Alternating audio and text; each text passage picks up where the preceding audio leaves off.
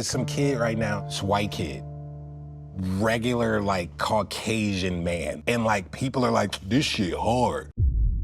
Now, Tyler, the Creator, is someone who I think most people recognize. He's a 33-year-old rapper, singer, songwriter, and producer out of Los Angeles, California. Tyler has been in the music industry since a young age. He started off as the leader of the rap collective Odd Future, a group that took the internet by storm in the early 2010s with their raw, rebellious energy and unapologetic creativity. He's always been recognized as a rapper who pushes boundaries. More specifically, in the lyrical content aspect, his willingness to be provocative and controversial earned him both praise and backlash, as some of his lyrics stirred significant controversy in the early stages of his career. In 2017, he made a major shift in his music and decided to completely change up his sound. Ever since the release of Flower Boy, Tyler has been regarded as one of the most evolved rappers of the 2010s. This album marked a turning point for him, embracing a more melodic, vulnerable, and polished approach to his artistry. Tyler's willingness to explore new genres like soul, jazz, and funk while still maintaining his hip-hop roots solidify his reputation as a creative visionary. Now, a few months ago, Tyler, the Creator, made headlines once again, but this time it wasn't for a new album or one of his eccentric performances. Instead, it was for his candid and thought-provoking comments about hip-hop and the new wave of rappers. In a conversation with Maverick Carter, Tyler didn't hold back, sharing his unfiltered perspective on the state of the genre, internet culture, and what it means to create art in today's world. Tyler has always been known for speaking his mind, whether it's through his lyrics, his interviews, or his bold creative choices. So when he weighs in on a topic as polarizing as the current state of rap music, it's impossible to not pay attention. Tyler specifically made some comments about the new generation of rappers and how they approach music, creativity, and authenticity. During his conversation with Maverick Carter, he touched on issues like lack of originality in the current landscape and how internet culture influences what gets attention in the rap game. It's not even like satire. It's like, I'm just joking, I'm just mocking it. But I'm like, no, you can't do. And I hold rap music so close to my heart because this shit changed my life and everyone's life around me, and Tyler continued addressing this generation of new rappers, expressing his frustration with how difficult it is for him to take them seriously. He made it very clear that he doesn't understand why others do, questioning the standards that elevate certain artists in today's hip-hop culture. His critique wasn't just about their music, it was about their approach to artistry and the substance, or lack thereof, behind their work. This is like weird, and I'm looking at it, and something about it like don't even sit well with me in comparison to someone like a Mac Miller or Eminem.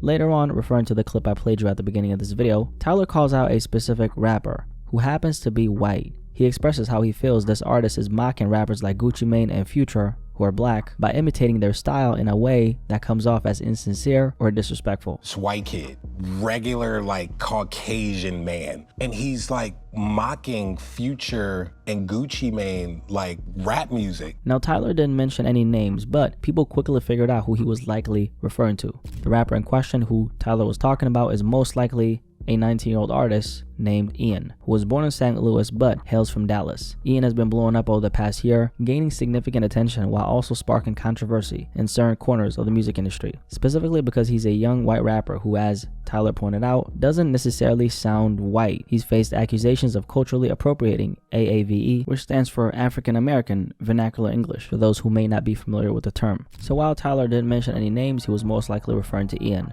That aside, Tyler was making a much bigger point about hip-hop, the music industry, and how the seriousness of the craft seems to have been stripped from the genre, or at least that's how it feels to him.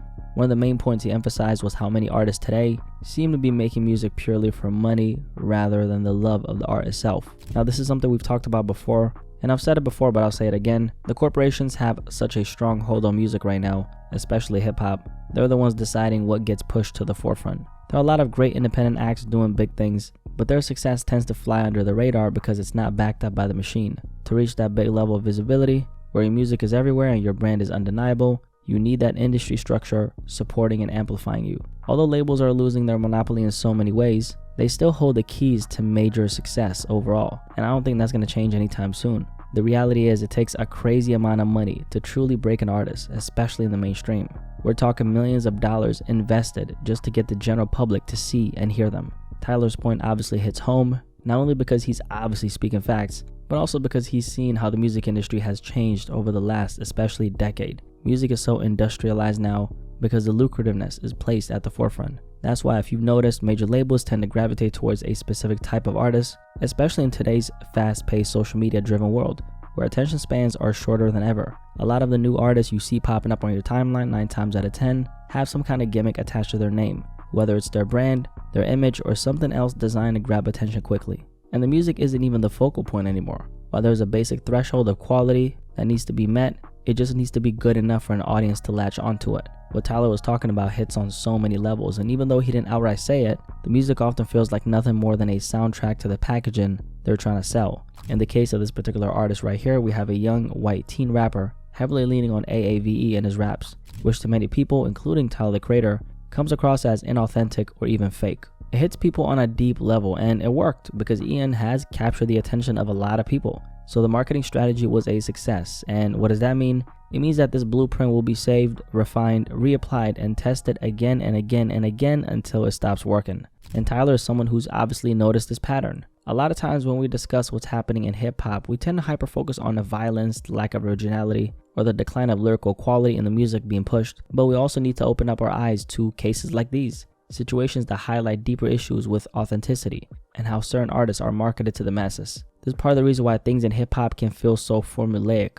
No genre is above marketing its product, but when it comes to hip-hop specifically, it's undeniable that it's the easiest genre to gain traction in. The barrier to entry is so low, which makes it very easy for anyone to step in and make a splash, especially with the right marketing strategy. Sadly, in hip-hop, you often have to lean into something, whether it's a stereotype, something that triggers an emotional response, or in many cases, outright degeneracy, as we've seen with certain artists we've discussed before. Many people have come to accept these things as a given when it comes to hip-hop. Another aspect Tyler touched on was the mocking part. Specifically, he was referring to this young white rapper who sounds like artists such as Future, someone who's of course the complete opposite in terms of background. Future is black. In general, this has been reality for a long time, and it's something we see across many different areas of entertainment, but especially music. Black culture has changed countless of lives, yet more often than not, it's not black people who are truly benefiting from their own art form. There are many reasons why things have been built this way, especially when it comes to hip-hop, but to scratch the surface, let's just say that hip-hop has become one of the most exploited genres in music. And sadly, listeners have accepted hip-hop as a genre to be exploited. The corporations, of course, follow suit, because why wouldn't they capitalize on the hundreds of millions of dollars just waiting to be taken? All they have to do is package it, market it, and push it to the masses. So overall, I think Tyler was definitely right about hip-hop, because the issues he brought up go beyond just one particular artist or one moment. They reflect a larger problem within the genre and the music industry as a whole. Hip-hop, which started as a raw, authentic expression of black culture, has gradually been diluted and commodified. The focus has shifted from artistry and storytelling to marketability and quick consumption. When Tyler made these comments, a lot of people looked at him and said, hey, look at Tyler talking about himself, claiming he made these comments because he himself came up off of a gimmick. Personally, I think it's undeniable to say that Tyler may have used certain gimmicks early on to express parts of himself, like being controversial or showcasing his edgy personality. What are you saying in your lyrics? Nothing. Shit to piss old white people off like you. Is that right?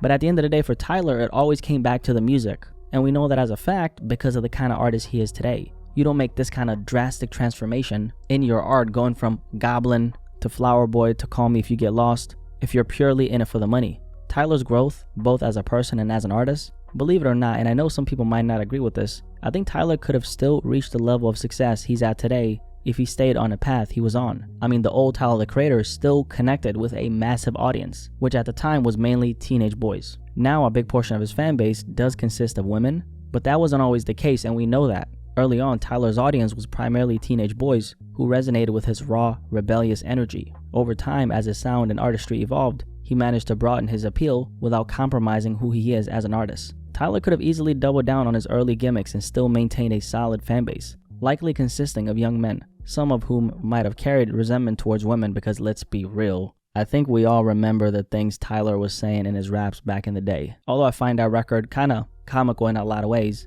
at the end of the day, that type of music feeds into a particular energy and audience that thrives on rebellion and anger. Because hey, let's not forget that at the end of the day, misogyny has been a significant part of hip-hop, so doubling down on that would have been very consistent with what tends to sell in the genre anyway. Anyway, if you made it this far, that means that you enjoyed this video, so drop a like for your boys so I can stay being promoted in the algorithm if you love me, okay? Also, if you're new here, my name is Blacky Speaks. Thank you for subscribing. Welcome to the family. Hope you enjoy all the great conversations that we're sharing on here. Tyler the Creator was definitely right about hip-hop if you ask me. That's what I think, but at the end of the day, what I have to say is not the end-all be-all, which is why I want to hear what you have to say about this particular topic. Do you guys think he was right about hip-hop or not?